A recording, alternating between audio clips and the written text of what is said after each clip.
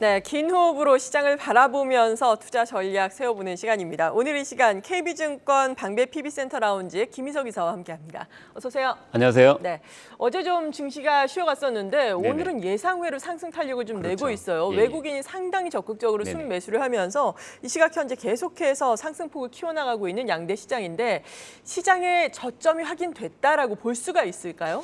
일단은 각종 실적 지표에서 오늘 조금 전에 뭐 방송에서 나왔지만 카카오게임즈 같은 경우는 네. 생각했던 것보다 어닝 서프라이즈가 나오고 전반적으로 이제 실적이 나오면서 기존의 퍼밸류나 이런 부분들이 좀 과도하게 저평가되어 있다는 인식이 좀 있는 것 같습니다. 일단은 무엇보다도 저점에 대한 시그널 부분이 이제 최근에 좀 나타나면서 7월장이 좀 반등이 나왔는데요. 네. 저점에 대한 시그널을 좀 이제 살펴보면 일단 미국의 7월 이제 CPI 소비자 물가 지수 같은 경우는 상승을 했지만 8월 정도에는 일단은 전월 대비해서 하락 가능성이 이제 대두가 되고 있습니다. 네. 이제 이런 부분들이 지수의 일단은 상승에 대한 이제 바닥에 대한 시그널 부분이 서서히 나오고 있는 것 같고요. 또 하나는 이제 일반적인 시각에서는 경기 체감 지수, 특히나 뭐 물가나 이런 부분들이 미국의 연준의 금리 인상의 조기 종료, 특히 뭐 작년 2023년 5월을 예상했다가 지금 뭐 3월, 2월까지 일단 앞당겨지고 있는 상황, 네. 이런 부분들이 지수에 대한 바닥에 대한 시그널을 나타내고 있는 것 같습니다. 또 하나는 ECB 쪽에서 이제 금리 인상 부분들이 나오면서 미국과 ECB 쪽의 금리 차 부분들이 이제 축소가 되면서 달러 인덱스 쪽에서 조금 안정감을 찾는 모습들, 그렇죠. 이런 부분들이 조금 이제 하락하고 나오고 있고요. 있죠. 예. 예. 그런 것 같습니다. 네. 그래도 아직까지는 해결되지 않은 불확실성 리스크도 있잖아요. 네. 현존하는 리스크 가운데 좀 우리가 중점적으로 봐야 한다라고 생각하시는 부분이 있다면 네. 어떤 부분일까요? 일단 다른 부분보다 조금 예. 전에 말씀드리면 달러 인덱스 부분인데 아직까지는 잡히고 있지 네. 않습니까? 특히 어제 같은 경우는 이제 뭐 저희 대만 미국에서 미국 연방위원장이 이제 대만 방문하고 그러면서 중국에 대한 부분들이 되면서 또 달러 부분이 상당히 요동치는 부분들 나타날 네. 수 있고요. 이러한 부분들에 대해서는 일단은 계속 좀 주의를 해야 될 것 같고, 제가 보기에는 이제 달러 1,300선이 예전에 이렇게 돌파된 이후에 과거의 데이터를 보면 한 번 일단 1,300선이 되고 난 다음엔 다시 내려오는 데는 시간까지는 최소한 6개월 이상 걸렸던 통계가 있습니다. 그러면 지금 현재 달러 인덱스가 이제 1,300원대에 지속적으로 6개월 이상 있게 된다면은 일단 상당히 좀 수급적으로 네. 그리고 전체적으로 좀 이제 부담이 될 수밖에 없는 요인이고요. 일단 두 번째는 실적에 대한 기업들의 실적에 대한 하향 압박성이 계속 남아 있습니다. 그래서 그렇죠. 조금 전에 뭐 이제 게임주 중에는 일부 뭐 실적도 좋은 것도 있었지만 또 어제 같은 경우는 몇몇 게임사들이 굉장히 실적이 둔화되는 모습들이 나타나고 있는데 이러한 부분들이 2분기뿐만 아니라 3분기까지는 일단 지속이 될 것 같습니다. 그래서 전반적으로 실적에 대한 기업들의 실적에 대한 하방 압력은 아직까지 지속이 된다. 이런 부분들에 대해서는 조금 더 체크를 해볼 필요가 있는 것 같습니다. 그래서 이런 부분들, 악재는 조금 더 녹아 있는 부분들은 좀 점검할 필요가 있는 것 같습니다. 네. 그럼에도 불구하고 외국인의 순매수가 들어오면서 우리 시장은 반등을 하고 있는데 시장 추가적인 반등의 시그널은 어디서 찾을 수가 있을까요? 네, 외국인들이 일단은 특히 대만 증시나 이런 쪽에 최근에 반등이 먼저 나왔지 않습니까?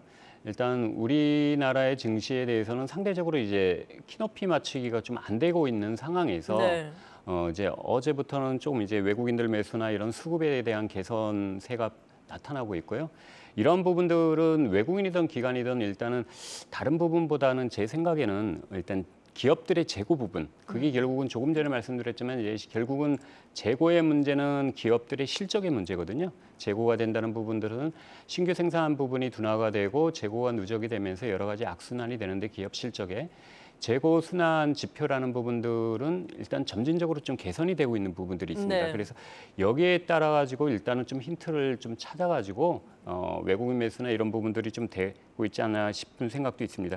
미국의 ISM 제조의 재고 순환 지표라는 부분들이 있는데 이 부분이 올해 2월, 2022년 2월에 정점을 찍은 다음에 재고 순환 지표가 점진적으로 개선되고 있습니다.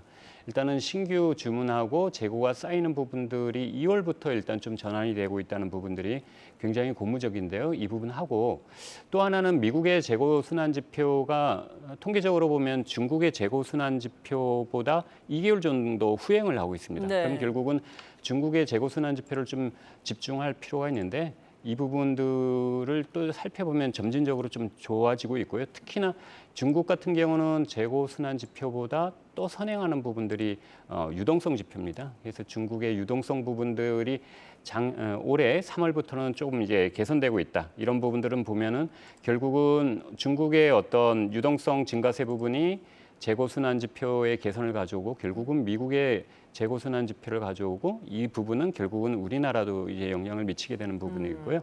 이런 부분들의 가장 노출이 가장 큰 부분들이 우리나라의 일단 지수 영향력이 가장 큰 IT 반도체 쪽입니다. 네. 그래서 그쪽하고 연관이 되다 보니까 일단 실적에 대한 좀 저점도 점진적으로 지금 점쳐지고 있는 게 사실인 것 같습니다. 네, 그렇군요. 그렇다면 지금 이 시점에서 주목을 해봐야 할 업종은 어떤 걸 보고 계세요? 그렇죠. 일단은 업종이 또 중요하지 않습니까? 그렇죠. 일단 재고 비율이 하락을 했을 경우에 기존에 이제 재고 비율이 누적이 돼 있다가 하락이 했을 때 주가 상승이 탄력적으로 나타나는 업종들이 과거 업종들을 조금 뽑아봤고요.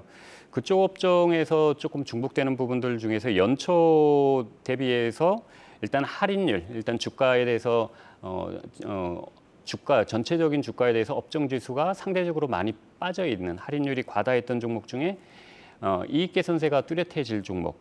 그다음에 하나 더 또 힌트를 좀 가져온 건요. PER이라고 많이 하지 않습니까? 주가 수익 비율을 보통 나눠가지고 우리나라 같은 경우는 지금 9.7배 정도까지 내려왔는데 이 부분보다는 지수가 바닥일 때 일단 저점일 때는 자본 가치라고 해서 실질적인 자본을 갖고 있는 주가 수익 비율을 나타내는 거 PBR이라고 하지 않습니까? 저 PBR 업종 중에 상승 탄력이 조금 더 강한 게 나타나고 있습니다. 그래서 이런 거 세 가지를 좀 중복돼서 좀 살펴보면 아까 말씀드린 반도체, IT 가전, 그리고 자동차, 기계, 화학, 철강 업종들이 좀 많습니다. 그래서 이런 쪽 업종들이 한 대여섯 개 업종들이 있는데 이쪽 업종에서 좀 살펴보면 되고요. 앵커님이 또 종목을 또 물어보실 것 같아서 종목을 몇 개를 가져왔습니다. 일단 SK 하이닉스가 저는 이제 보기에는 지금 현재 가격대는 굉장히 PBR로 보면 싸다. 예.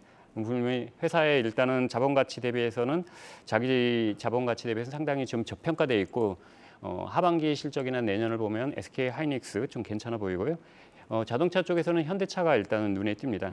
그다음에 삼성 SDI, 삼성물산, 그다음에 CJ 제일제당 한 이런 종목군들이 있고 아까 앞에 말씀드렸던 업종군은 다시 한번 말씀드리면 반도체, 자동차, 기계, 화학, 철강 이런 쪽으로 해서 업종군을 좀 놔둬보고 거기에서 좀 찾아가는 전략이 좋을 것 같습니다.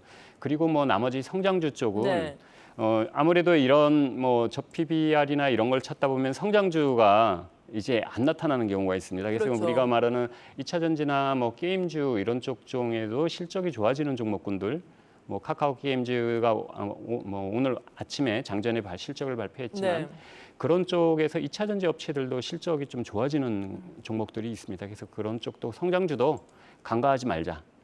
결국은 멀리 보되 실적이 좋은 가치주도 보되 성장주도 같이 가져가는 전략이 좋을 것 같습니다. 네, 대표적으로 우리가 성장주 보려면은 뭐 게임주도 오늘 많이 오르고 있고 카카오 게임즈 맞습니다. 앞서서 실적 말씀해 주셨는데 뭐 플랫폼 관련된 종목들 시총 상위에 있으니까 그리고 또 개인 투자자 여러분들이 워낙에 또 많이 가지고 계시니까 맞습니다. 관심이 있잖아요. 오늘 이 시각 현재 네이버도 급등을 하고 있고 그리고 카카오도 한 5% 큰 폭으로 오르고 있는데 이러한 플랫폼주들도 지금 관심을 가져도 좋을까요? 하반기에는 그래도 또 실적이 이들 종목들 조금은 나아질 수 있다 이런 이야기 나오고 있는데. 네, 지금 이제 신작 게임들이 계속 나오고 있고 어제 같은 경우는 뭐 모게임사 같은 경우 굉장히 실적이 안 좋은 게 또 나왔습니다. 그리고 지금 이제 8월 달에 실적 발표하는 기업들이 제 일정대로 있지 않습니까? 뭐 크래프톤이나 여러 가지 게임주들이 실적이 어닝 쇼크가 나오는 종목.